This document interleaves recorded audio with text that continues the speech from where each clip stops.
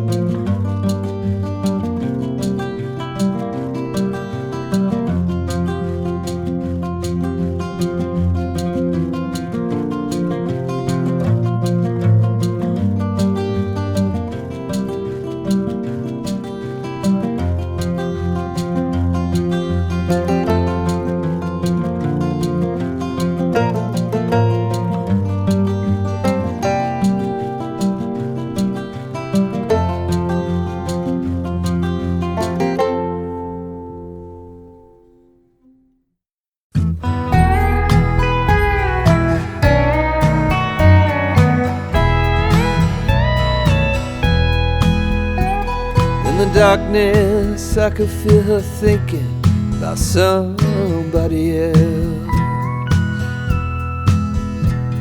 Some old secret she keeps hidden high up on the shelf. It's all covered in dust, holding up some old books supposed to teach about heaven and hell. In the darkness, I could feel her thinking about somebody else. I hear country music playing in the background. Some old sweet melody about the life we lead, the love that we never found. I said I love you, she said honey now, yeah, just keep doing what comes natural in the heat of the night. And if we're lucky, that country music make everything alright. As the night wears on, I can feel her starting to get close, moving over to me through the memories that only the shadows on the ceiling know. The whiskey and the lies we keep telling, I hear a melody starting to take hold. As the night wears on, I can feel her starting to get close. I hear country music playing in the background. Some old sweet melody about the life we lead, the love that we never found. I said I love you, said honey now. Thank you so much for watching. I hope you enjoyed this tutorial and found it helpful. If you did, please like this video, leave a comment, and subscribe to Mini Maya Club for more knitting, crochet, sewing tutorials, tips, and creative DIY ideas. Don't forget to turn on the notification bell so you never miss a new video. See you in the next tutorial. Happy crafting!